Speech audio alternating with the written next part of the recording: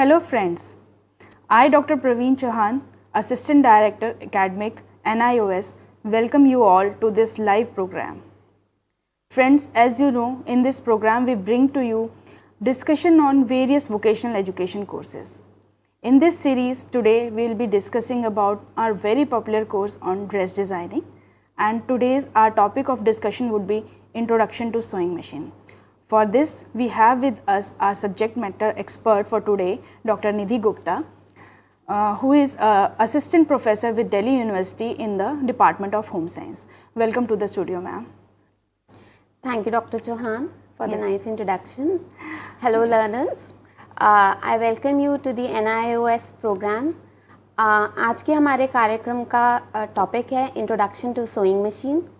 हमने अपने पिछले 3 कार्यक्रम में बात करी थी बेसिक स्टिचिंग स्किल्स की, जिसमें हमने बात करी थी कि हमारे कपड़ों का इतिहास क्या है. हमने तकनीक की शब्दावली के बारे में भी अब जानकारी प्राप्त कर ली है, और हमने अपने बहुत सारे जो टूल्स एंड इक्विपमेंट्स होते हैं उनके बारे में भी अपने पिछले कार्यक्रम में चर्चा करी थी. उन्हीं टूल्स एंड इक्विपमेंट्स में हमने आखिरी में बात करी थी सबसे इम्पॉर्टेंट टूल की, जो कि है सोइंग मशीन. तो आज की हम अपनी इस चर्चा को सोइंग मशीन के ऊपर ही केंद्रित करेंगे और सोइंग मशीन के बारे में अधिक जानकारी विस्तार से प्राप्त करेंगे. बिल्कुल, हमारे लर्नर्स जैसा कि जानते ही होंगे कि हमने पहले भी बात की है कि सिलाई मशीन के आविष्कार से गारमेंट इंडस्ट्री में एक क्रांति आ गई थी. ऐसा नहीं था कि सिलाई मशीन से पहले हम लोग कपड़े नहीं सिल पाते थे, लेकिन वो जब सिलाई मशीन का उपयोग होने लगा तो ज़्यादा नीटनेस एंड ज़्यादा यूनिफॉर्मिटी के साथ जो है कपड़ों का प्रोडक्शन शुरू हुआ. और उसके बाद जो है बहुत लार्ज स्केल पे जो हम कहेंगे कि ये पूरा एक पैराडाइम शिफ्ट जो है सिलाई मशीन के आविष्कार से गारमेंट इंडस्ट्री में आया. बहुत ही इम्पॉर्टेंट जो है ये टूल है, जिसके बारे में एक पूरा प्रोग्राम रिक्वायर्ड था. तो इसी पे बात करते हैं, मैम से जानते हैं सिलाई मशीन के बारे में. हाँ जी, डॉक्टर चौहान, सही कहा आपने. औद्योगिक क्रांति में जब सोइंग मशीन आई तो उसने हमारे कपड़ों को एक अलग ही रूप प्रदान किया. अब तक जो हम कपड़े हाथ से सिल रहे थे वो अब हम मशीन के द्वारा करने लगे, जिससे यूनिफॉर्मिटी तो बढ़ी ही, कार्य क्षमता भी बढ़ी और रेडीमेड गारमेंट इंडस्ट्री का जन्म हुआ. तो आज की जो हम चर्चा करेंगे, हम बात करेंगे सोइंग मशीन की. तो हम बात करेंगे different parts of sewing machine, उन करेक्ट यूजेज क्या है सोइंग मशीन का, उसे सही तरीके से कैसे हम प्रयोग करते हैं, उसका कौन कौन सी हमें सावधानियां बरतनी होती हैं जब हम सोइंग मशीन पे कार्य करते हैं. अगर आपकी मशीन में कोई खराबी आ जाती है तो आपको थोड़ा बहुत उसकी जानकारी भी प्राप्त होनी ज़रूरी है कि आप खुद ही अपने घर पे ही अपनी मशीन को ठीक कर सके. एंड केयर एंड मेंटेनेंस, क्योंकि कोई भी उपकरण का अगर आप ध्यान नहीं रखेंगे, आप उसका मेंटेन नहीं करेंगे, केयर नहीं करेंगे, तो वो ज़्यादा समय तक आपका साथ नहीं निभाएगा. तो इन्हीं सभी टॉपिक्स में हम आज बात करेंगे. तो पहले हम स्टार्ट करते हैं स्विंग मशीन के बारे में जानते हैं. 4 तरीके की स्विंग मशीन हमारे पास होती है डियर लर्नर्स. एक होती है हैंड मशीन, जो कि आपने देखी ही होगी, आपके घरों में उपलब्ध है. इसे हम हाथ से चलाते हैं, हाथ की सिलाई मशीन भी कहते हैं इसे. फिर होती है हमारी ट्रेडल मशीन, जो कि जिसमें हम पैरों का उपयोग करते हैं मशीन को चलाने के लिए. तीसरी है पावर मशीन. पावर मशीन यानी ये मशीन जो है ये इलेक्ट्रिसिटी के प्रयोग से चलती है जी. और इसका मेजरली जो यूज़ है वो हम गारमेंट इंडस्ट्री में करते हैं. और इसके अलावा जो हैंड मशीन है उसका अब एक नया रूप मार्केट में आ चुका है. पिछले 2 दशक से ये मार्केट में है. इसे हम कहते हैं फैशन मेकर. तो ये है जो मशीन है, इसमें ज़्यादा हमारे पास ऑप्शंस अवेलेबल हैं स्टिचिंग को लेके. और यह मशीन जो है यह इलेक्ट्रिसिटी के प्रयोग से चलती है. तो जो लेडीज़ इस सब्जेक्ट में रुचि रखती हैं वह फैशन मेकर का भी आजकल प्रयोग कर रही हैं जी. स्विंग मशीन के वेरियस मॉडल्स भी हैं मार्केट में. पहला मॉडल जो है होम मॉडल, जो कि मैंने कहा आपको हाथ की मशीन है, क्योंकि घर पे आप ज़्यादातर जो है मशीन का प्रयोग जो करते हैं वह अपने गारमेंट बनाने के लिए करते हैं या फिर थोड़ा बहुत ऑल्ट्रेशन के लिए करते हैं. तो हैंड मशीन उसके लिए सक्सेसफुल है. पर अगर एक टेलर को मशीन चाहिए तो हमारी मशीन जो है it has to be stronger and faster, क्योंकि प्रोडक्शन जो है हमारी ज़्यादा होनी है. तो उसके लिए ज़्यादातर जो टेलर्स हैं वो एक ट्रेडल मॉडल का प्रयोग करते हैं, जो कि पैर से चलती है. उसके अलावा हमारे पास है industrial sewing machines. These are very big in size, बहुत बड़ी होती हैं. और क्योंकि जब हम प्रोडक्शन गारमेंट इंडस्ट्री में कर रहे हैं तो 17 से 18 घंटे तक मशीन चलती है.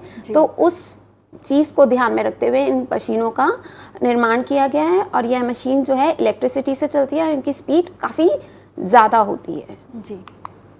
उसके अलावा टेलर्स के लिए एक फोल्डिंग मॉडल भी अवेलेबल है।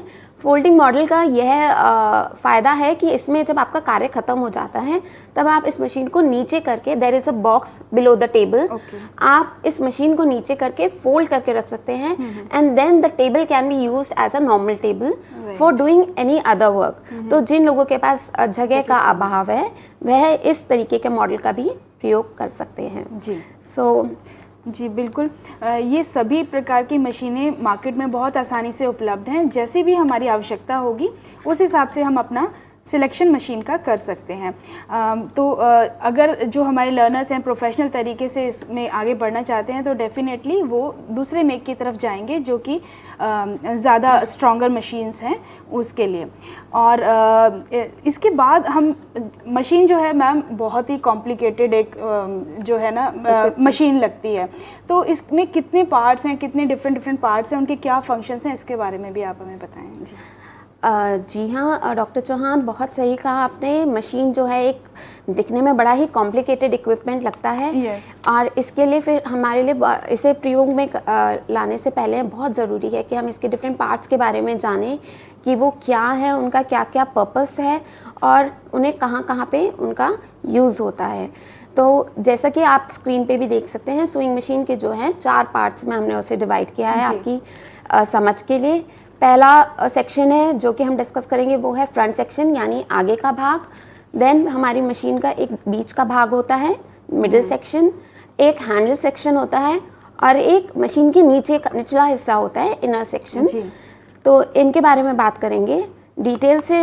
मैं डिस्कस करें तो सबसे पहले मैं बात करूंगी फ्रंट सेक्शन की।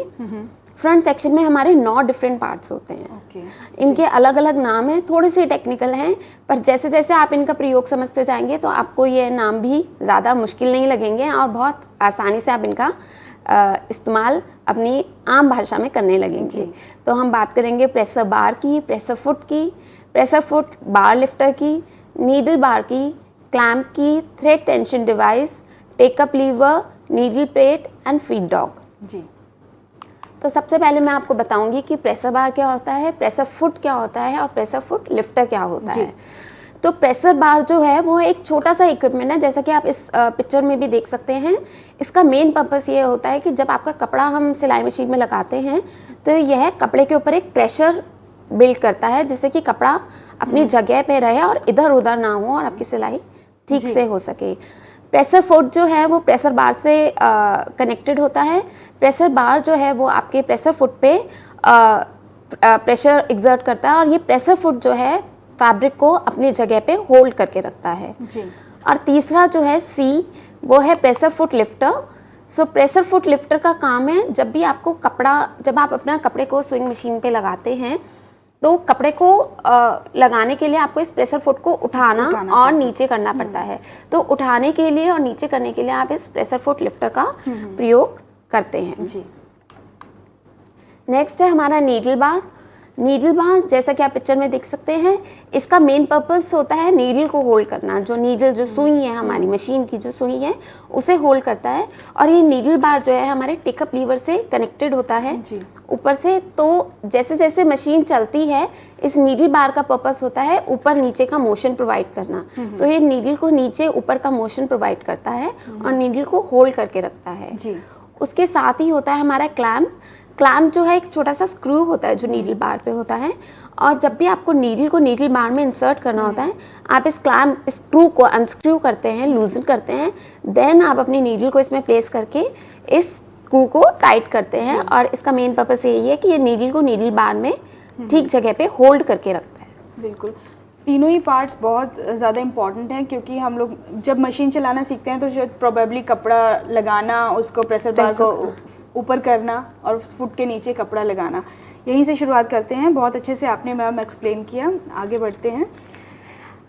यस लर्नर्स, जैसे आपको अभी डॉक्टर चौहान ने कहा, बहुत ज़रूरी है कि आप इन सारे पार्ट्स के बारे में जानें और इनका प्रयोग ठीक से करें, क्योंकि जब आप नया सिलाई करना शुरू करते हो तो आप प्रेशर फुट लिफ्टर को उठाना या नीचे करना भूल जाते हो और जिसकी वजह से आपको परेशानी आती है, आपकी सिलाई ठीक से हो नहीं पाती और आपको लगता है कि मुझे तो ये आ ही नहीं रहा।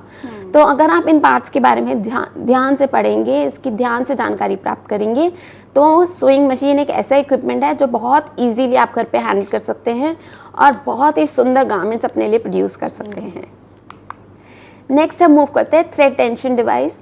अगर आपने स्विंग मशीन को ध्यान से कभी देखा है तो फेस प्लेट पे 2 गोल डिस्क होती हैं, जैसा कि मैंने यहाँ पे पिक्चर में भी दिखाया है।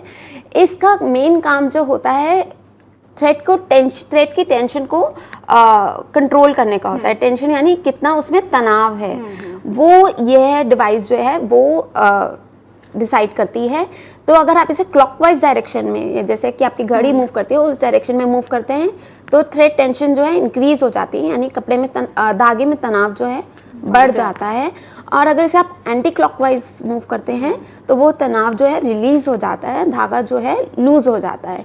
तो ये बहुत ज़रूरी है कि टेंशन जो है थ्रेड की मेंटेन करके हम रखें। इसका डिटेल में हम इसके बारे में बात आगे करेंगे जब हम working of a sewing machine की बात करेंगे। नेक्स्ट है हमारा टेकअप लीवर। टेकअप लीवर भी लर्नर्स, आपने मशीन देखी होगी तो आपने देखा होगा टेकअप लीवर जो है फेस प्लेट पे होता है, ऊपर आपको एक प्रोजेक्शन से दिखती है with a hole in it. तो इसका मेन काम क्या होता है, ये भी जो है नीडल को मूव करता है अप एंड डाउन। और जो धागा है, there is a hole in it जिसके थ्रू आपका जो है धागा पास होता है और फिर नीडल तक जाता है। तो मेन जो है ये टेकअप लीवर आपके थ्रेड को ले जाता है नीडल तक, और through this up and down motion it brings the bobbin thread up and helps in making the loop. जो आपका स्टिच जो बनता है वो इस टेकअप लीवर की मदद से ही बनता है। नेक्स्ट है needle plate. It is a semi circular plate, एक सेमी सर्कल की शेप में होती है ये प्लेट, इसे थ्रोट प्लेट भी कहते हैं। और ये जो है just below the presser foot होता है एंड इसके अंदर एक होल होता है through which the needle passes inside the machine. Machine के अंदर जाती है नीडल। और अभी हम बात करेंगे नीडल के जो मशीन का जो अंदर वाला हिस्सा होता है, वहाँ पे हमारा एक और धागा होता है जो कि बॉबिन केस में होता है, जिसे आप आम भाषा में नीचे का धागा भी बोलते हो। तो through this needle plate the needle passes inside the machine, machine के अंदर जाती है और बॉबिन के धागे को ऊपर लेकर आती है और लूप क्रिएट करती है। जी। नेक्स्ट है फीड डॉग। फीड डॉग जो है it is a series of teeth placed just below the needle plate. तो दांत होते हैं नीडल प्लेट के नीचे, आपने देखा होगा मशीन पे थोड़ा सा सिरेटेड सी एज होती है। और इसका बेसिक पर्पस यही होता है कि ये कपड़े को मूवमेंट प्रोवाइड करता है। तो जैसे जैसे स्टिचिंग आगे बढ़ती जाएगी through with the help of this feed dog, कपड़ा भी आगे आगे आपका मूव करता चला जाएगा। नेक्स्ट फ्रंट सेक्शन के बाद आते हैं हम मिडिल सेक्शन। राइट। यहाँ पे जो 3 पार्ट्स हैं बहुत ही सिंपल हैं, आप देख के भी समझ जाएंगे कि इनका पर्पस क्या होता है। पर फिर भी हम जो हमारे नए लर्नर्स हैं जिन्होंने कभी स्विंग मशीन को देखा नहीं है या जिन्होंने कभी इसका प्रयोग नहीं किया है, तो यहाँ पे हमारे पास होता है एक बॉबिन वाइंडर, एक होती है स्पूल पिन और एक होता है हमारा स्टिच रेगुलेटर। जी। तो बॉबिन वाइंडर क्या है, अभी मैंने बताया आपको। बॉबिन जो है एक छोटी सी डिवाइस है जो कि हम मशीन के अंदर लगाते हैं, जिसमें हमारा नीचे का धागा होता है। जी। तो उस नीचे का धागा आपको मार्केट में नहीं अवेलेबल होता, बॉबिन जो है आपको खाली मिलता है। जैसे धागे का जो स्पूल होता है वो तो आपको थ्रेड फिल्ड मिलता है, पर बॉबिन में आपको धागा खुद भरना पड़ता है। तो बॉबिन वाइंडर का प्रयोग हम यहीं पे करते हैं धागे को फीड करने के लिए बॉबिन में। जी। तो यहाँ पे आप देख सकते हैं it is located near the wheel of the machine. पीछे आप देख सकते हैं एक छोटा सा व्हील, एक बड़ा सा व्हील है स्विंग मशीन में, हैंड व्हील जो आप कहते हैं। और इसके पास एक छोटी सी प्रोजेक्शन है जिससे हम बॉबिन वाइंडर कहते हैं। It is covered with a rubber ring. तो आप जो है बॉबिन को इस पे माउंट करते हैं और वहीं पे आप देख सकते हैं एक छोटा सा क्लैंप है। उस क्लैंप की हेल्प से आप उसे बॉबिन को फर्मली होल्ड करते हैं and you place the thread on to the bobbin. कैसे करते हैं वो मैं अभी आगे बताऊंगी आपको, पर ये मेन पर्पस इस बॉबिन वाइंडर का बॉबिन को वाइंड करना ही होता है। और कभी भी है ना आप बॉबिन को हाथ से वाइंड करने की कोशिश ना कीजिएगा, क्योंकि उसमें यूनिफॉर्मिटी नहीं आती, आपकी टेंशन मेंटेन नहीं रहती, तो जिसकी वजह से बाद में आपकी स्टिचिंग में प्रॉब्लम आती है। तो बॉबिन वाइंड करने के लिए हमेशा बॉबिन वाइंडर का ही प्रयोग करें। जी। नेक्स्ट है स्पूल पिन। तो आप देख सकते हैं there are 2 thin rod like pins which are there on the top of the machine. और इनका काम क्या होता है, ये हमारे धागे को होल्ड करके रखती है। हमारा जो थ्रेड आता है मार्केट में, थ्रेड पैकेज जो होता है, थ्रेड स्पूल, उसे हम इन गाइड के स्पूल पिन के ऊपर रखते हैं। और इन स्पूल पिन्स का पर्पस यही होता है, अगर आप धागे को लूज छोड़ देंगे या फ्लोर पे छोड़ देंगे तो धागा जो है इंटैंगल हो जाता है, नॉट्स बन जाते हैं।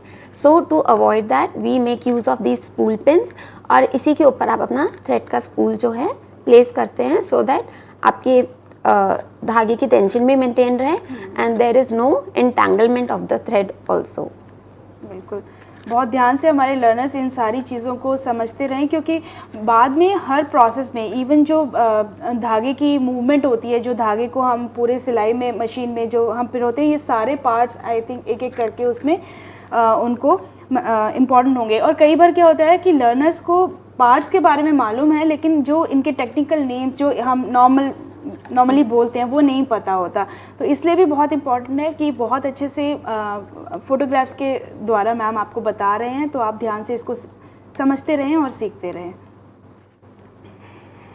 यस लर्नर्स, आपको पार्ट्स कई बार ही पता होते हैं और उनका एक्चुअल नाम नहीं पता होता, तो अभी तो समय है कि आप अच्छे से इसके बारे में जानकारी प्राप्त करें और अच्छे से इन पार्ट्स के नाम भी याद करें, क्योंकि अगर नाम नहीं पता होगा तो आपके लिए थोड़ी सी बाद में मुश्किल हो जाती है जब आप स्विंग मशीन पे काम करते हैं। और हमारी जो बुक है उसमें भी इनको नाम के से ही मतलब हमने पूरे लेसन्स में आपको मुश्किल होगी, इसलिए आप बहुत ध्यान से इसको समझते जाएं जैसे जैसे मैम आपको बता रहे हैं। जी मैम।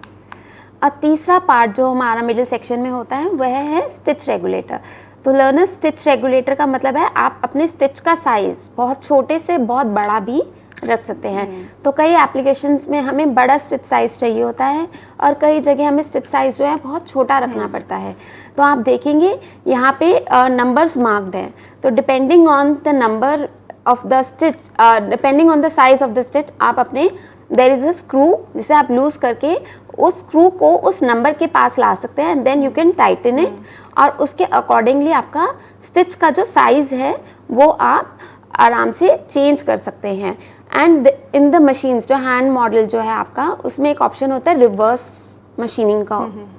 रिवर्स मशीनिंग यानी अभी तो आप आगे से पीछे की तरफ जा रहे थे, उसमें आप पीछे से आगे की तरफ मशीन को चलाते हैं। और रिवर्स मशीनिंग हम जब भी फैब्रिक को स्टिच करना स्टार्ट करते हैं या एंड करते हैं तब हम रीइंफोर्स करते हैं, यानी वहाँ पे अपनी सिलाई को पक्का करते हैं। तो उसके लिए हम मशीन को एक दो बारी आगे पीछे करते हैं। तो वहाँ के लिए आप अपनी स्टिच रेगुलेटर को सबसे नीचे वाले पॉइंट पे ले जाके टाइटन कर देंगे तो आपकी मशीन जो है उल्टी दिशा में मूव करना शुरू कर देगी। जैसे कि मैं अगर सिंपल भाषा में बोलूँ तो आपने अगर गाड़ी कभी चलाई हो तो रिवर्स गियर होता है, रिवर्स गियर लगाते ही आपकी गाड़ी पीछे की तरफ चलनी शुरू कर देती है। उसी तरह स्विंग मशीन में अगर आप अपने स्टिच रेगुलेटर को रिवर्स मशीनिंग पे कर देंगे तो मशीन जो है पीछे की तरफ चलने लगेगी। उसके अलावा आप जब एक्चुअल स्टिचिंग स्टार्ट करें तो वापस उसे ठीक से सेट कर लें और जो भी आपको अपना स्टिच साइज़ रखना है उसके अकॉर्डिंगली आप अपने स्टिच रेगुलेटर के ऊपर स्टिच साइज़ को मेंटेन करके स्क्रू को टाइटन कर दीजिए। जी। तो ये था हमारा मिडिल सेक्शन। जी। तीसरा है हमारा हैंडल सेक्शन, यानी सबसे पीछे वाला हिस्सा जो मशीन का होता है जहाँ हैंडल होते हैं। यहाँ पे भी हमारे 3 पार्ट्स होते हैं, handle, fly wheel and stop motion screw. तो हैंडल तो आप सभी ने देखा ही है, एक हैंडल होता है और इसका बेसिक पर्पस क्या है, आपको एक सर्कुलर मोशन देने का, क्योंकि जो आगे फ्लाई व्हील है उसे आपको सर्कल में घुमाना है। तो ईज ऑफ मूवमेंट के लिए वी प्रोवाइड अ हैंडल जिसकी मदद से आप अपने फ्लाई व्हील को आसानी से घुमा सकते हैं। जो मोस्ट इम्पॉर्टेंट लास्ट सेक्शन में हमारा पार्ट है वो है फ्लाई व्हील। ये जो फ्लाई व्हील है इसका पर्पस होता है मशीन की स्पीड को कंट्रोल करना। तो कितनी स्पीड से आप इसे घुमाते हो उसके ऊपर डिपेंड करता है आपकी मशीन कितनी तेज़ या कितनी धीरे चलेगी। So handle and flywheel they are connected और इसी से आप अपनी मशीन को स्पीड को मेंटेन कर सकते हैं। एंड इसी के अंदर जो ये हमारा फ्लाई व्हील है उसमें बाहर की तरफ एक छोटा सा स्क्रू होता है। इस पिक्चर में तो आपको काफ़ी बड़ा सा दिख रहा होगा, पर एक छोटा सा स्क्रू होता है जिसे हम कहते हैं स्टॉप मोशन स्क्रू। इसका बेसिक पर्पस बहुत इंटरेस्टिंग है और बहुत लोगों को पता नहीं होता। इसका मेन पर्पस यही है कि आप इसे लूज़ कर देंगे तो जो आपका फ्लाई व्हील है वो मशीन के फ्रंट पार्ट से डिसकनेक्ट हो जाता है। यानी अब आप अपने फ्लाई व्हील को घुमाएंगे तो नीडल जो है वो अप एंड डाउन का मूवमेंट नहीं करेगी। तो इसका पर्पस क्या होता है, जब हम बॉबिन वाइंड करते हैं तो बॉबिन वाइंड करने के टाइम पे भी हम फ्लाई व्हील को बहुत स्पीड से चलाते हैं, और उस समय अगर आप अपनी नीडल को भी उसी स्पीड से ऊपर नीचे होने देंगे तो हो सकता है आपकी नीडल टूट जाए। खाली मशीन चलने लग जाती है, एक्सीडेंटली कोई बच्चा वहाँ पे हाथ लगा दे तो उसे चोट भी लग सकती है। So it is always advisable कि आप स्टॉप मोशन स्क्रू को लूज करके ही बॉबिन को वाइंड करें। बहुत इंपॉर्टेंट बात आपने बताई। नॉर्मली क्या होता है कि नीडल से थ्रेड को निकाल देते हैं and then we start winding the bobbin, लेकिन ये इम्पॉर्टेंट है कि आप इसको स्टॉप मोशन स्क्रू को लूज कर दीजिए ताकि जो मशीन डिस्कनेक्ट हो जाएगी and then your needle won't be moving, which is also dangerous as you have told our learners, right. या बहुत ज़रूरी है, और ये बहुत ज़रूरी उस समय भी होता है जब आप अपनी मशीन को रख रहे हैं, मतलब आपने काम नहीं करना, आपको अगले 1 हफ्ते तक काम नहीं करना, आपकी मशीन साइड में रखी है, तो आप हमेशा ध्यान रखिए कि स्टॉप मोशन स्क्रू को लूज करके ही मशीन को रखें। क्योंकि अगर आप ऐसा नहीं करेंगे, जैसा कि मैंने कहा घर में बच्चे होते हैं, एक्सीडेंटली वो हाथ लगा दें या फ्लाई व्हील को खेल खेल में घुमा दें। कई बच्चों की आदत होती है कि वो गाड़ी बना लेते हैं अपनी मशीन को, तो हो सकता है कि उन्हें चोट लग जाए। तो हमें इन छोटी छोटी बातों का ध्यान रखना है और इनका यूज़ करना है जी। इसके बाद हमारा लास्ट सेक्शन है सोइंग मशीन का, जो है इनर सेक्शन। यह सेक्शन जो है लर्नर्स आपको इजीली विजिबल नहीं होता, यह मशीन के अंदर होता है, नीचे की साइड पे होता है। और यहाँ पे हमारे 3 मेन पार्ट्स होते हैं जिन्हें हम कहते हैं बॉबिन, बॉबिन केस और शटल। तो जैसा मैंने आपको बोला, सोइंग मशीन में 2 धागे होते हैं, एक धागा हमारा ऊपर से आता है और दूसरा धागा हमारा मशीन के नीचे से आता है। तो जो धागा है नीचे से जो आता है उसे हम बॉबिन पे वाइंड करते हैं। बॉबिन जो है हमारी एक सर्कुलर डिवाइस होती है, आप जैसे कि पिक्चर में भी देख सकते हैं, आप सभी ने देखा, हाँ, it is like a wheel which is circular device, और उसके ऊपर आप अपने थ्रेड को, जो भी आपका मैचिंग थ्रेड है, उसे आप वाइंड करते हैं with the help of a bobbin winder, जो कि अभी हमने डिस्कस किया।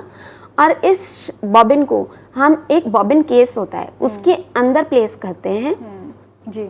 और तो बॉबिन केस का जो मेन पर्पस है वो बॉबिन को होल्ड करने का ही है। और इस बॉबिन केस को आप फिर एक अलग से डिवाइस होती है मशीन के अंदर जिसे हम कहते हैं शटल। और इस शटल में, जैसे कि आप इस पिक्चर में भी देख सकते हैं, it is a moon shape device. Moon की शेप में हमारा एक डिवाइस होता है नीचे की तरफ, जिसमें एक रॉड लाइक प्रोजेक्शन है, आप देख सकते हैं एक रॉड लाइक प्रोजेक्शन है। इसी के अंदर आप अपने बॉबिन होल्डर को लगाते हैं, बॉबिन केस को लगाते हैं और बॉबिन को उसकी जगह पे प्लेस करते हैं जी। तो ये थे हमारे कुछ main important parts of a sewing machine, और बहुत ज़रूरी है कि लर्नर्स आप इनके बारे में अच्छे से समझें, जानें, और तभी मशीन को यूज़ करना स्टार्ट करें।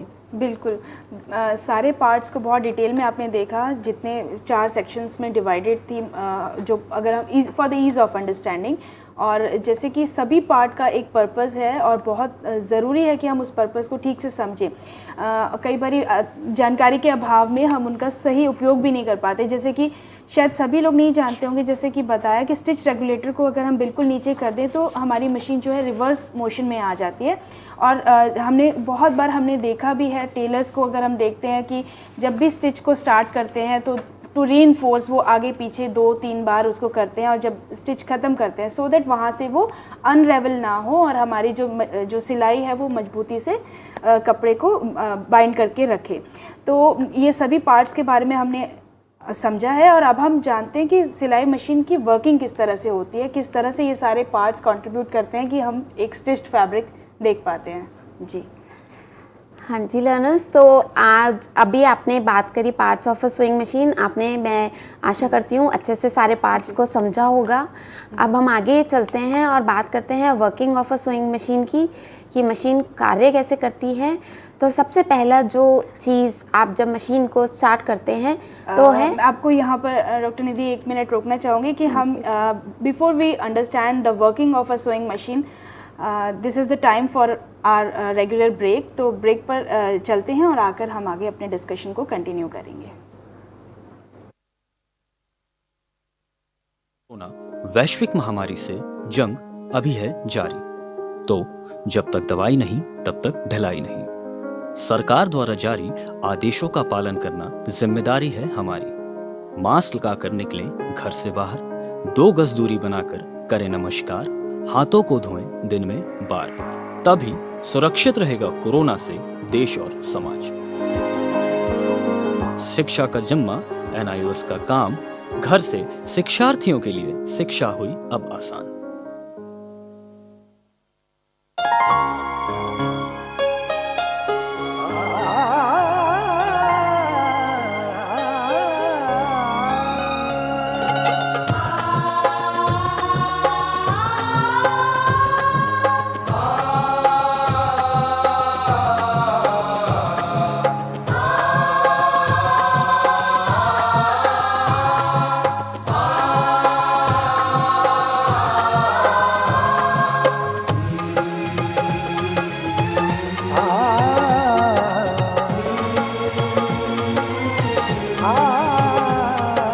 जीवन ये प्रकाशित करने, राहों को आलोकित करने,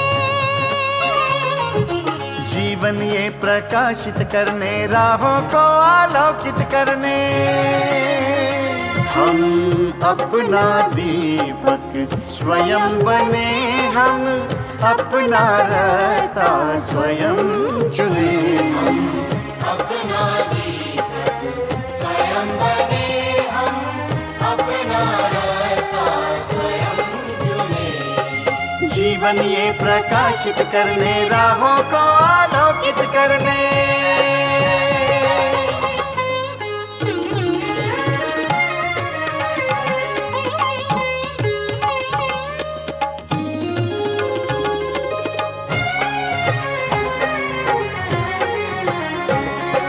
धन साधन समय की सीमा से विद्यालय जो मुक्त हो, धन साधन समय की सीमा से विद्यालय जो मुक्त हो। कभी पढ़े हम कहीं पढ़े, वे विषय की लोच से युक्त हो, कभी पढ़े हम कहीं पढ़े, वे विषय की लोच से युक्त हो। मित्रों हम उठे और जागे, मंजिल आने की ध्वनि सुने, हम अपना दीपक स्वयं बने, हम अपना रास्ता स्वयं चुने। जीवन ये प्रकाशित करने, राहों को आलोकित करने।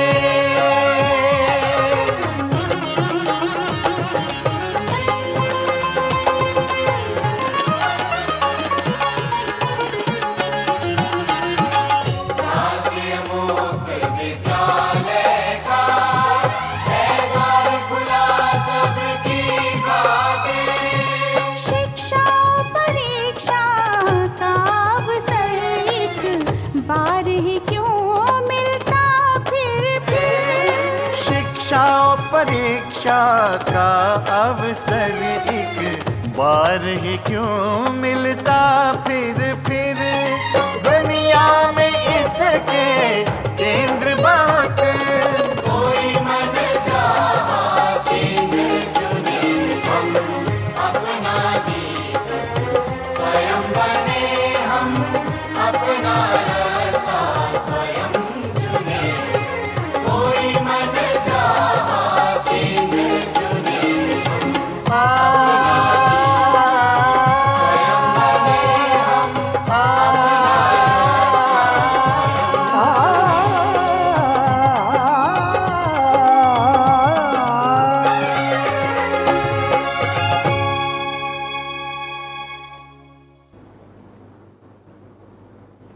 ब्रेक के बाद हमारे सभी लर्नर्स का एक बार फिर से बहुत बहुत स्वागत आज के प्रोग्राम में।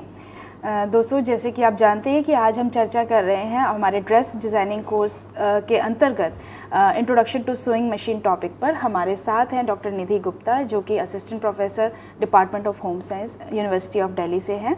और हम अभी तक बात कर रहे थे सिलाई मशीन के पार्ट्स के बारे में, सोइंग मशीन में कौन से पार्ट्स होते हैं, बहुत डिटेल में हमने डिस्कस किए।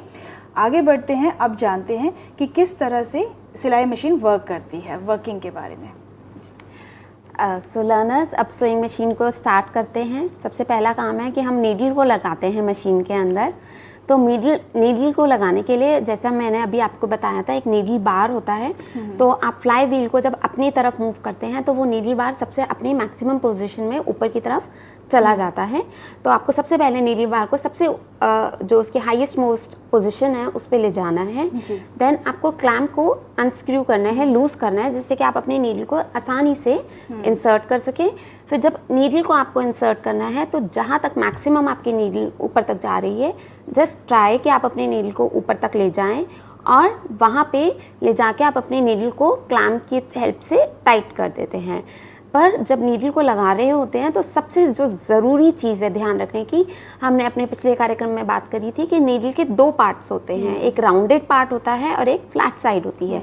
तो ये है ध्यान रखना होता है कि जो फ्लैट साइड है वो हमेशा मशीन की तरफ फेस करे।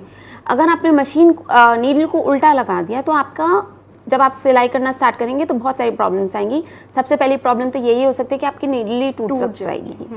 तो इसलिए आप नीडल के फेस जो फ्लैट साइड है उसको टुवर्ड्स द मशीन रखेंगे एंड नीडल को हाईएस्ट मोस्ट पोजीशन में नीडल बार के अंदर प्लेस करके then only tighten the clamp. जी। देन जो नेक्स्ट है, इम्पॉर्टेंट है, वो है थ्रेडिंग द नीडल। सुनने में तो बहुत आसान लगता है कि थ्रेड ही तो करना है, नीडल में धागा ही तो डालना है, पर मशीन में धागा डालना इतना भी आसान नहीं है जितना कि यह सुनने में लग रहा है। तो आप ध्यान रखिए कि बहुत सारे चरणों के अंदर हम धागे को मशीन के अंदर प्लेस करते हैं। तो यहाँ पे सबसे पहले जो है आपको, जैसे हमने स्पूल पिन की बात करी थी, आप पिक्चर में देखेंगे तो स्पूल पिन के ऊपर आप अपने थ्रेड स्पूल को लगाएंगे। उसके बाद आप धागे को पुल करके फेस प्लेट पे सबसे ऊपर एक टेंशन गाइड होती है, थ्रेड गाइड होती है। इस थ्रेड गाइड के थ्रू आप अपने थ्रेड को पास करेंगे। उसके बाद हमने बात करी थी थ्रेड टेंशन डिवाइस की, जो मैंने बताई थी 2 सर्कुलर डिस्क होती है। सो उसके अराउंड आप अपने धागे को मूव करेंगे। फिर आप जैसे ये देख सकते हैं टेंशन डिवाइस के ऊपर एक एल शेप की डिवाइस है, इसे हम कहते हैं चेकर गाइड। इसके थ्रू हम अपने धागे को पास करते हुए टेकअप लीवर पे ले जाते हैं। टेकअप लीवर की भी हमने बात करी थी कि एक डिवाइस होती है जिसको अंदर एक होल होता है, ठीक है। तो इस होल के थ्रू आप अपने धागे को पास करेंगे। फिर there is another thread guide on the face plate, उसके थ्रू आप अपने धागे को पास करते हुए, इस थ्रेड गाइड में एक छोटा सा स्पेस होता है, तो आपको बीच में से नहीं निकालना, आप साइड से स्लिप कर सकते हैं आसानी से थ्रेड को। और फिर नीचे लाके आप, there is again a spring which is called the needle bar thread guide. तो यहाँ पे आप अपने थ्रेड को इस स्प्रिंग के थ्रू स्लिप करते हुए नीडल के अंदर अपने थ्रेड को पास करते हैं with the help of a thread guider, जो कि हमने पिछले कार्यक्रम में जब हमने टूल्स की बात करी थी तो उसके बारे में भी चर्चा की थी। पर जब भी आप अपने धागे को सुई में डालें तो यह ध्यान रखें कि धागा हमेशा लेफ्ट से राइट की तरफ ही डालें और उल्टा ना डाल दें जी, वरना आपका धागा टूट जाएगा। So always from left to right. तो जब भी नीडल के होल के थ्रू धागा पास करना है, always move from left to right. तो इस तरीके से हम थ्रेड गाइड के अंदर से threading of the needle is done in the sewing machine. Right. और इतने सारे जो मूवमेंट्स हैं वो ऐसा नहीं है कि आप एक भी पार्ट छोड़ देंगे तो that won't be a good idea, क्योंकि जो है हर एक पार्ट का एक फंक्शन है और थ्रेडिंग जो है प्रॉपर विद प्रॉपर टेंशन जब होगी तभी हमारी जो स्टिच है वो प्रॉपर नीट स्टिच हमको मिल सकती है। यस लर्नर, हर पार्ट का अपना फंक्शन है। जैसे कि मैंने बोला भी था, टेंशन डिवाइस के थ्रू अगर आप नहीं पास करेंगे तो धागे की टेंशन यानी धागे का तनाव आप मेंटेन नहीं कर पाएंगे। टेकअप लीवर के थ्रू पास नहीं करेंगे तो टेकअप लीवर ही है जो नीडल के मोशन को कंट्रोल कर रहा है, तो आपका धागा फिर मूव नहीं करेगा। तो इट इज़ लाइक कि अगर आपको रास्ते पे डायरेक्शंस नहीं मिलेंगे तो आप गाड़ी को कहीं भी ले जाओ, आप मंजिल तक नहीं पहुंचोगे। तो आपको प्रॉपर डायरेक्शंस को फॉलो करना है और तभी आप अपने मिशन में सक्सेसफुल हो पाएंगे। जी।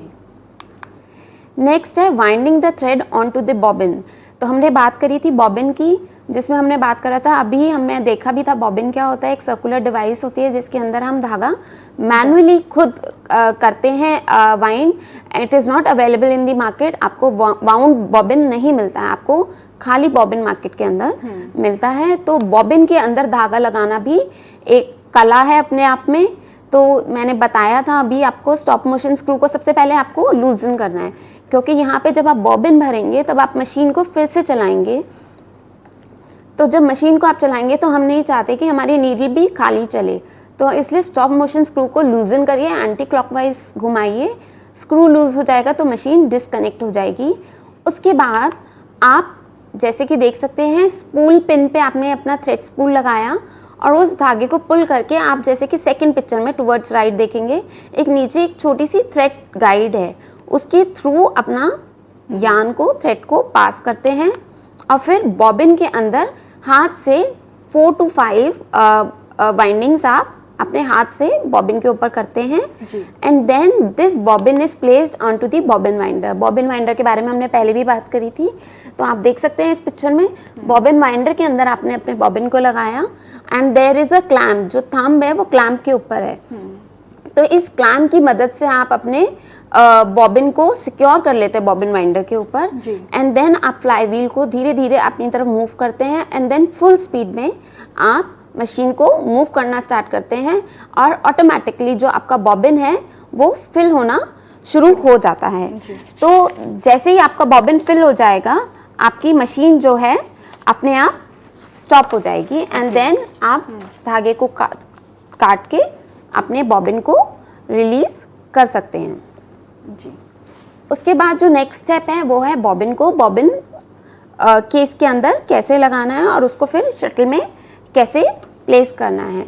तो जब आपका बॉबिन तैयार हो गया है, फुल हो गया है, उसको आप बॉबिन केस में लगाते हैं। अब बॉबिन केस में लगाते हुए आपको ध्यान ये रखना है कि आपका धागा जो है वो क्लॉकवाइज डायरेक्शन में अनवाइंड हो। जी। तो जब भी आप बॉबिन को बॉबिन केस में प्लेस करें, मेक श्योर कि your thread should be unwinding in the clockwise direction and not in the anti clockwise direction. तो क्लॉकवाइज डायरेक्शन में से आप धागे को पुल करेंगे and then there is a small slip in the bobbin case. एक छोटा सा होता है, उसके through you will pass your thread and then you place that shuttle bobbin case inside the shuttle. अब बॉबिन केस के अंदर हमारा एक मैं क्या बोलूँगी उसे, एक लीवर होता है जिसे आप लिफ्ट करते हैं और उस लीवर को लिफ्ट करे ही आप पिक्चर में देखते हैं हम, जैसे ये मैंने अभी आपको बताया कि बॉबिन के अंदर आपने जब बॉबिन को रखा बॉबिन केस के अंदर, तो एक छोटा सा हमारा एक कट सा दिख रहा होगा आपको बॉबिन केस के, उसके थ्रू आप धागे को लाते हैं एंड देन आप इस लीवर को प्रेस करके you place it inside the shuttle. ये शटल के अंदर हम बॉबिन केस को लगा रहे हैं एंड देन आप अंदर ले जाने के बाद यू रिलीज द लीवर। तो जैसे ही आप लीवर को रिलीज करते हैं, there is a sound of tack which comes. अगर वो साउंड आपको सुनाई देता है तो इट अश्योर्स कि आपका बॉबिन केस जो है शटल में ठीक तरीके से प्लेस हो गया है। लर्नर्स, अगर आपको ये साउंड नहीं सुनाई देता, ये टक का साउंड नहीं सुनाई देता, देन प्लीज़ आप दोबारा अपने बॉबिन केस को रिमूव करिए एंड दोबारा इसे प्लेस करिए। Otherwise it is an indication कि आपका बॉबिन केस शटल में प्रॉपर तरीके से नहीं लगा है। जी। नेक्स्ट है हमारा, अब हमने बॉबिन लगा दिया है, बॉबिन केस के साथ शटल के अंदर हमारा ऊपर का धागा नीडल के थ्रू पास हो चुका है। अब मशीन स्टार्ट करने से पहले हमें चाहिए कि हमारे दोनों धागे जो हैं ऊपर हमारी फेस प्लेट पे हों। तो उसके लिए हमें बॉबिन का थ्रेड हम ऊपर कैसे लाएंगे, अब हम वो समझेंगे। तो उसके लिए आपको क्या करना है, सबसे पहले जो आपने थ्रेड, जो आपका ऊपर का धागा है, उसे होल्ड करके रखना है लेफ्ट हैंड से और फ्लाई व्हील को धीरे धीरे अपनी तरफ मूव करना है so that needle passes through the face plate and वो नीचे चली जाए बॉबिन तक। एंड देन आप उस फ्लाई व्हील को तब तक मूव करते रहेंगे कि नीडल नीचे से जाकर वापस ऊपर ना आ जाए। जब ये नीडल वापस ऊपर आती है तो it brings the thread of the bobbin along with it. तो जैसे आप यहाँ भी देख सकते हैं, यहाँ आपने नीडल का धागा जो है, जो ऊपर वाली नीडल का धागा है, उसे पकड़ रखा है। देन आपने नीडल को नीचे किया और वापस ऊपर लेके आए तो एक लूप बना हुआ धागा जो है, आपको जैसे कि पिक्चर में देख सकते हैं, ऊपर आ गया है। And then this thread is from the bobbin. तो अब आप इस धागे को भी स्लोली अपने हाथ से पुल करके अपनी तरफ ले आइए एंड इस तरीके से आप अपने बॉबिन के थ्रेड को भी निकाल लाते हैं और दोनों ही धागे अब आपके हाथ में होते हैं, जैसे कि आप इस पिक्चर में देख सकते हैं। Both the threads are now in your control. It itself is a very great success for the learners कि वो पूरा प्रॉपर ऊपर की मशीन में धागे को थ्रेड कर सकें और उसके बाद जो नीचे से जब धागा ऊपर आता है, it is a great achievement that feel कि that we have properly done it and properly हमने बॉबिन में थ्रेड को लगा दिया है and it is coming out and then we are done with our now we are ready for the stitching. Yes. हाँ, तो ये अभी तक तो हम सिर्फ है ना प्रिलिमिनरी काम कर रहे थे। हमने अपने सारे चीज़ें अब सही जगह पे लोकेट कर ली हैं। अब तो स्टार्ट करना है, वो है stitching of the machine. To begin stitching, अब आपके दोनों धागे आपके पास हैं, तो आप स्टिच करने के लिए सबसे पहले आप अपने दोनों धागे को पुल करके प्रेसर फुट के अगेंस्ट ले जाते हैं, पीछे की तरफ आप उन्हें मेक श्योर कि 4 इंचेस का धागा आपका एक्स्ट्रा उधर की तरफ हो। Then you place the fabric below the presser foot. आप थ्रोट प्लेट के ऊपर अपना फैब्रिक को प्लेस करते हैं below the presser foot and then जैसे हमने बोला था प्रेसर फुट बार लिफ्टर होता है, उस बार लिफ्टर को आप नीचे की पोजीशन में ले जाते हैं so that the presser foot holds the fabric in its place. और उसके बाद आपको जो सबसे ज़्यादा ध्यान रखने की चीज़ है, जो जब भी हम स्टिचिंग करते हैं वो हम एज पे करते हैं, कभी भी बीच में नहीं करते हैं जी। तो जो एज होती है ना फैब्रिक की जिसे स्टिच करना है, that should always be placed on the right side, right hand side. अंदर की तरफ जो है वो एज होनी चाहिए और जो एक्स्ट्रा मटेरियल है वो बाहर की तरफ फॉल होना चाहिए। अगर आपने उल्टा रख दिया, अगर आपने एज को लेफ्ट की तरफ रखा और एक्स्ट्रा फैब्रिक को बीच में डालने की कोशिश करी तो आपको स्टिचिंग करने में, मशीन को मूव करने में प्रॉब्लम आएगी। तो ये बहुत ज़रूरी है जब स्टार्ट करें स्टिचिंग के लिए। ऑलवेज मेक श्योर कि आपके दोनों धागे जो हैं आपके कंट्रोल में हो, बाहर हो और प्रेशर फोर्स के पीछे की तरफ हो। और उसके बाद जब आपने फैब्रिक को प्लेस कर दिया है, मेक श्योर कि आप प्रेशर फुट को डाउनवर्ड पोजीशन में लेके आए सो दैट प्रेशर फुट जो है आपके कपड़े को ठीक से होल्ड करके रखे।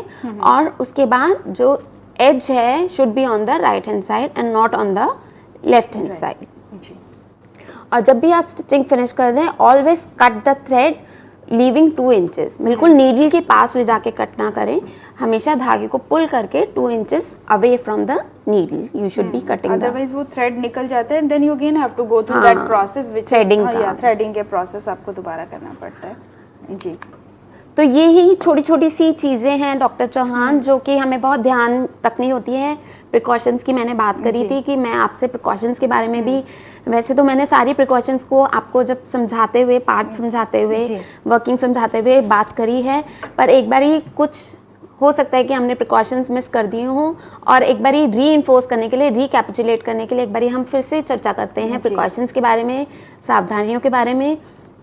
तो जब भी आप मशीन पे सबसे पहले स्टिचिंग करना शुरू करते हैं तो आप नए कपड़े पे स्टिच करते हैं, तो सबसे पहली चीज़ जो है आप ध्यान रखिए कि आप मशीन को जब भी उठाएं, स्टार्ट करें उसे यूज़ करना, उसको क्लीन करें इनसाइड एंड आउटसाइड, क्योंकि अगर आपकी मशीन पे डस्ट होगी तो वो आपके फैब्रिक पे लग जाएगी which will not give a very nice aesthetic appeal to the fabric.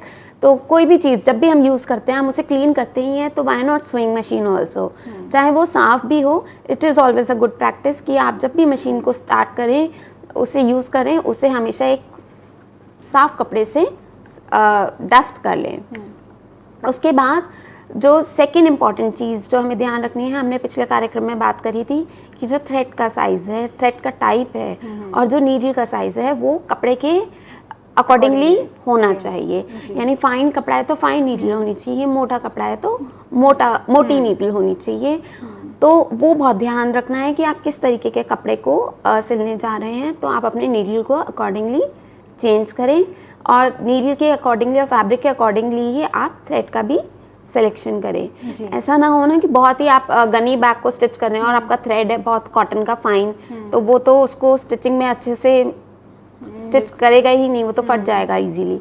So correct selection of thread and needle is important. फिर आपकी जो नीडल है it should B fitted properly. Needle जो है क्लैम्प जो है वो अच्छे से टाइटन होना चाहिए, नीडल लूज नहीं होनी चाहिए, अदरवाइज नीडल बार बार टूटती रहेगी। सो अगर आपकी नीडल टूट रही है तो ध्यान रखिए कि या तो आपकी नीडल ठीक से फिट नहीं है, या नीडल जो है वो उसका साइज़ जो है अकॉर्डिंगली आपके फैब्रिक के अकॉर्डिंग नहीं है, या आपके जो नीडल का पॉइंट है वो ब्लंट हो चुका है या बेंट हो चुका है। राइट। तो इन चीज़ों का ध्यान रखेंगे। उसके अलावा थ्रेड का जो टेंशन है, टेंशन की मैंने बात करी थी, तनाव की, वह बहुत ज़रूरी है मेंटेन रहे। अगर बहुत टाइट अगर आप टेंशन रख देते हैं, अगर आपका धागा बहुत टाइट है ऊपर से आने में या नीचे बॉबिन का धागा भी टाइट है, तो क्या होगा जब आप मशीन को स्पीड से चलाएंगे तो धागा बार बार टूटेगा। तो टेंशन को आपको रेगुलेट करना है। अगर आपका धागा टूट रहा है तो इसका मतलब आपकी टेंशन ज़्यादा है। उसके अलावा अगर आपकी टेंशन लूज है तो आपके लूप्स बनने शुरू हो जाएंगे। जो आपका स्टिच है वो टाइट नहीं होगा, जो नीचे का धागा आएगा वो लूज लूप बनाएगा और आपकी स्टिचिंग जो है वो यूनिफॉर्म नहीं होगी and there will be a problem of looping. So always make sure कि आपका tension between upper and lower thread is maintained and appropriate. फिर अभी मैंने बोला था आपको पहले भी कि जब भी आप स्टार्ट करें, lower and upper thread should extend 4 to 5 inches outside the machine. Then stitching करने से सबसे पहले ज़रूरी है आप अपने कपड़े को अच्छे से आयरन कर लीजिए। There should not be any creases wrinkles, क्योंकि क्रीज होगी रिंकल होगी तो स्टिचिंग अच्छे से नहीं हो पाएगी। कई बार फोल्ड भी हो जाता है, छोटा सा फोल्ड भी रह जाता है और स्टिचिंग जो है वहाँ से ख़राब हो जाती है और हमारी अल्टीमेट फिटिंग नहीं आती, प्रॉपर फिटिंग नहीं आती है और लुक भी ख़राब हो जाती है और फिर से हमें वो प्रोसेस को रिपीट करना पड़ता है। उसके अलावा लर्नर्स, जब भी आप सोइंग करने बैठे आपको जो जो पार्ट स्टिच करने हैं या जो जो भी गारमेंट्स पे काम करना है उन्हें साथ लेके बैठे and a pair of thread cutter also should be handy with you. साथ में ही रखें जिससे कि आपको बार बार मशीन को छोड़ के उठना ना पड़े और आप अपना टाइम भी ना वेस्ट करें और आप अपने आप को अननेसेसरीली एक्सर्ट भी ना करें। तो अपनी सारी चीज़ों को एक साथ लेके बैठेंगे जब भी आप मशीन पे काम करना शुरू कर देते हैं। उसके अलावा ये बात हम कर चुके हैं कि एक्सेस या पार्ट जो है वो लेफ्ट में होना चाहिए और जो एज है should always be placed on the right side of the machine.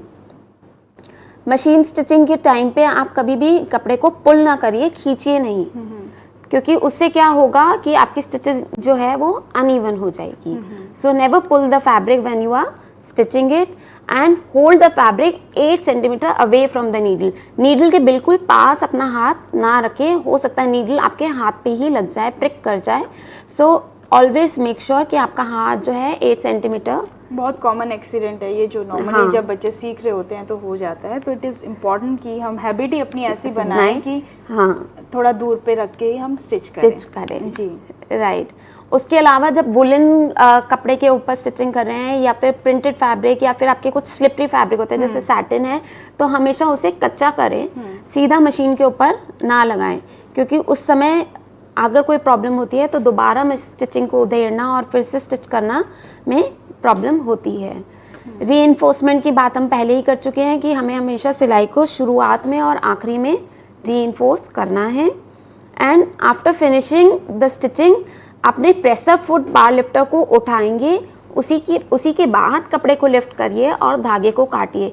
कभी भी प्रेसर फुट के लगे हुए कपड़े को पुल करने की कोशिश ना करिए, otherwise you will damage the fabric. Then net या जॉर्जेट के लिए जैसे कपड़ों पे जब आप स्टिच करते हैं तो always place a paper beneath it, otherwise ये कपड़े बहुत शेयर होते हैं, लाइट वेट होते हैं, तो इनका डैमेज होने के चांसेस रहते हैं। तो आप पेपर नीचे रख के इन्हें ईज ऑफ मूवमेंट के लिए पेपर नीचे रखिए एंड स्टिच करिए and this paper can be easily removed after stitching.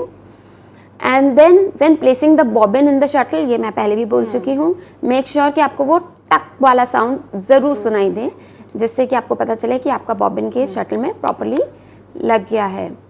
उसके अलावा हमने बोला था स्ट्रेट ग्रेन और बायस ग्रेन की बात करी थी हमने अपने दूसरे प्रोग्राम में जब हमने तकनीकी शब्दावली के बारे में जाना था। तो जब भी आप बायस फैब्रिक को स्ट्रेट फैब्रिक पे रख के स्टिच करते हैं, जैसे कि आप नेकलाइंस पे करते हैं पाइपिंग लगाते हुए, तो मेक श्योर कि आपके जो बायस फैब्रिक है वो स्ट्रेट फैब्रिक के ऊपर हो. This will prevent the sagging. Otherwise क्या होता है, अगर आपका स्ट्रेट ग्रेन फैब्रिक ऊपर होगा तो आप ध्यान नहीं रहता पर आप फैब्रिक को खींच देते हैं और जिससे आपका फैब्रिक जो है बायस जो है खिंच जाता है and there is a problem of sagging during. Bias fabric को स्ट्रेच करके स्टिचिंग ना करें, उसको जस्ट एज इट इज रख कर, हाँ, बहुत बहुत हल्का सा स्ट्रेच जहाँ जरूरी होता है वहाँ पे आप कीजिए. एंड देन लास्ट, आपको अपने आप को भी एक्सर्ट नहीं करना है, तो मेक श्योर कि हाइट जो है आपके स्टूल का it should be in accordance to the person who is doing the stitching, जिससे कि उसकी जो फीट है वो आराम से फ्लोर पे या पेडल पे रेस्ट कर सके, उसे अननेसेसरीली नीचे झुकना ना पड़े या बहुत ऊंचा ना हो जिससे कि उसके पैरों पे स्ट्रेन पड़े.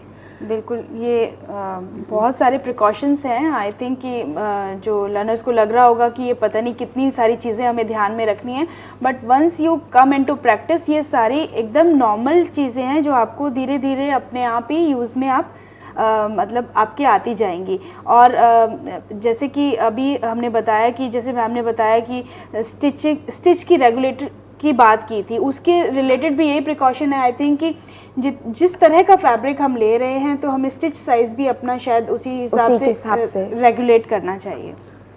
जी हाँ लर्नर्स, अपने स्टिच साइज़ को अपने फैब्रिक के हिसाब से आपको रेगुलेट करना है. और स्टॉप मोशन स्क्रू की भी हमने बात करी थी कि उसे लूजन करना है जब भी बॉबिन को वाइंड करना है. तो ये भी 2 प्रिकॉशंस है, आप ध्यान रखिए जब भी स्टिचिंग करें.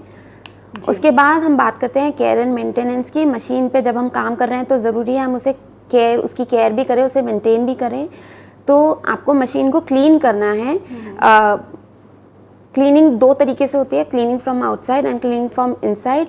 आउटसाइड में तो आप सीधा एक ब्रश की मदद से आप अपने मशीन को डस्ट ऑफ कर सकते हैं and then wipe it off with the help of a fabric and then you can start with the stitching. पर कई बारी जो है हमें मशीन को अंदर से भी साफ़ करना बहुत ज़रूरी है, क्योंकि मशीन को जैसे जैसे हम बार बार काम करते चले जाते हैं तो बहुत सारे धागा जो है वो अंदर फंस जाता है. और बिकॉज मशीन के कई पार्ट्स में आपस में फ्रिक्शन भी होता है तो मशीन जो है आपकी हैवी वर्क करना शुरू कर देती है, मतलब मूवमेंट जो है वो स्मूथ नहीं होती और कई बारी फंक्शन करना भी बंद कर देती है. तो इसके लिए ज़रूरी है कि आप शटल को टाइम टू टाइम आप उसे निकाल के उसे with the help of a brush आप जो भी उसमें टैंगल थ्रेड है, लिंट है, उसे साफ़ करके उसे साफ़ कपड़े से पहुँच के वापस प्लेस करें. उसी तरीके से फेस प्लेट को भी आपको टाइम टू टाइम निकाल के उसे क्लीन करना है. एंड सिमिलरली जो फीड डॉग होता है, जो मैंने बताया था कि दांत होते हैं जो फेस प्लेट के नीचे होते हैं, उनके अंदर भी काफ़ी लेंट और थ्रेड जो है, डस्ट जो है एक्यूमुलेट हो जाती है and that should also be clean from time to time to maintain the proper functioning of your sewing machine. हाँ, नॉर्मली ये कहते हैं कि मशीन बहुत हार्ड चल रही है, शायद यही सब रीज़न होते हैं. अगर हम प्रॉपर क्लीनिंग इसकी करते रहेंगे तो मशीन की मूवमेंट स्मूथ रहेगी and we'll be able to do the proper stitching of the fabric. हाँ जी, उसके अलावा ऑयलिंग करना बहुत ज़रूरी है. जैसा कि अभी मैंने बोला कि मशीन के बहुत सारे पार्ट्स जो हैं आपस में एक दूसरे को रब करते हैं, फ्रिक्शन जनरेट होता है जिसकी वजह से मशीन आपकी डैमेज हो सकती है और उनकी स्मूथ वर्किंग भी नहीं होती. तो इसलिए मशीन को हमेशा ऑयल करना है. ऑयल करने के लिए मशीन के अंदर 11 होल्स होते हैं जो कि ऊपर की साइड होते हैं, उसके अलावा 16 और होल्स होते हैं जो कि अंदर की साइड होते हैं. तो हमेशा इन होल्स के अंदर ऑयल को प्लेस करिए, लगाइए और उसके बाद मशीन को 2 से 3 घंटे के लिए छोड़ दीजिए ऑयल को अपनी जगह पे जाके काम करने के लिए. और जब भी मशीन को ऑयल करें, हमेशा जब स्टिचिंग स्टार्ट करें तो मेक श्योर कि आप एक रफ फैब्रिक पे पहले स्टिचिंग करें, जिससे कि अगर कोई एक्स्ट्रा ऑयल है तो वो आपके रफ फैब्रिक पे आए और आपके फाइनल फैब्रिक को अफेक्ट ना करें. ऑयलिंग करते हुए ये ध्यान रखना है आपको कि ऑयलिंग जो है, अगर आप रोज़ मशीन को प्रयोग कर रहे हैं 10 से 12 घंटे, अगर आप जैसे टेलर्स करते हैं तो उन्हें तो डेली मशीन को ऑयल करने की ज़रूरत होती है. पर घर पे अगर आप वीकली कभी कभी 2 घंटे या 3 घंटे के लिए मशीन को यूज़ करते हैं तो आप वीकली भी मशीन को ऑयल कर सकते हैं. उसके अलावा अगर आप मशीन को बहुत ओकेजनली भी यूज़ करते हैं तो you can oil it monthly basis also. पर ऑयल करने के लिए use only the oil which is meant for sewing machines. Kerosene oil या मस्टर्ड ऑयल का प्रयोग ना करें क्योंकि वो आपके मशीन के पार्ट्स को डैमेज कर देगा. तो मशीन के का एक अलग से सोइंग मशीन ऑयल मार्केट में इजीली अवेलेबल है, which is also very cheap. तो आप वो खरीद के उसी से मशीन को ऑयल करें। हम नॉर्मली सारे बच्चे वंडर करते हैं, बहुत हर जगह मशीन पे स्पेसिफिकली मेंशन रहता है कि ऑयल, जहाँ पे जितने भी होल्स हैं तो it is quite mention there कि ऑयल यहाँ पर डालना है। जैसे कि मैंने इस पिक्चर में भी दिखाया, यहाँ देख भी सकते हैं, पिक्चर में लिखा हुआ है। जी बिल्कुल। और ये इतना इम्पॉर्टेंट है ऑयलिंग, इसी वजह से शायद इतना एम्फेसिस देके, क्योंकि अदरवाइज तो सभी मशीन्स की ऑयलिंग इम्पॉर्टेंट है, बट इस केस में because there are so many parts which are rubbing to each other, so it becomes equally important कि हम लोग इसकी जो ऑयलिंग और क्लीनिंग है प्रॉपर वो करते रहे। इसके अलावा बस एक छोटे सा चीज़ जो आपको ध्यान रखनी है वह है आपको अपनी मशीन को मेंटेन करना है जी। तो मेंटेन करने के लिए आप हमेशा मशीन को जो है ढक के रखें, और जब भी काम ना करें उसे ढक के रखें, मॉइस्चर से दूर रखें, ड्राई कंडीशन में रखिए, क्योंकि मॉइस्चर होगा तो मशीन पार्ट्स जो हैं रस्ट हो जाएंगे। Then always keep them away from children, बच्चों से दूर रखें। स्टॉप मोशन स्क्रू को लूज करके रखें, प्रेशर फुट को नीचे करके रखें, और नीडल में थ्रेड कभी भी ना छोड़ें जब भी आप मशीन को रख रहे हैं। इन सब चीज़ों का अगर आप ध्यान रखेंगे तो आपको अपनी स्विंग मशीन के साथ कार्य करने में कोई भी तकलीफ नहीं आएगी। इसके अलावा लर्नर्स यूट्यूब पे बहुत सारे वीडियोस, क्योंकि ये कोरोना टाइम है, अगर आप अपने इंस्ट्रक्टर से नहीं मिल पा रहे हैं तो यूट्यूब पे भी आप जाके कुछ वीडियोस की मदद से स्विंग मशीन की अगर आपको कोई प्रॉब्लम आती है तो आप वहाँ से भी लर्निंग थोड़ी बहुत कर सकते हैं अपनी किताब की मदद के द्वारा। जी बहुत बहुत धन्यवाद मैम, हमारे लर्नर्स को इतनी डिटेल में सोइंग मशीन के बारे में बताने के लिए। Although this is a very very practical subject, जब तक आप सामने मशीन देखेंगे नहीं, खुद थ्रेडिंग नहीं करेंगे, खुद एक एक पार्ट को समझेंगे नहीं तो थोड़ा मुश्किल होगा। लेकिन इस वीडियो की मदद से, जैसे मैम ने बताया कि यूट्यूब पे भी बहुत सारे वीडियोज़ उपलब्ध हैं जिनसे आप इसकी फंक्शनिंग के बारे में, इसके पार्ट्स के बारे में एक अंडरस्टैंडिंग, बेसिक अंडरस्टैंडिंग आप ले सकते हैं। तो उसके बाद आप अपने इंस्टीट्यूट में जाइए या घर पर आपके पास मशीन है तो उस पर आप थ्रेडिंग की प्रैक्टिस कीजिए। तो आशा करती हूँ कि आज का जो प्रोग्राम है आपके लिए बहुत हेल्पफुल रहेगा, हमारे इस कोर्स के लर्नर्स के लिए। और अगले कार्यक्रम में आपसे हम फिर मिलेंगे एक नए टॉपिक के साथ। स्टूडियो में आने के लिए मैम आपका बहुत बहुत धन्यवाद। नमस्कार। Thank you so much. नमस्कार। जैसा कि आप सब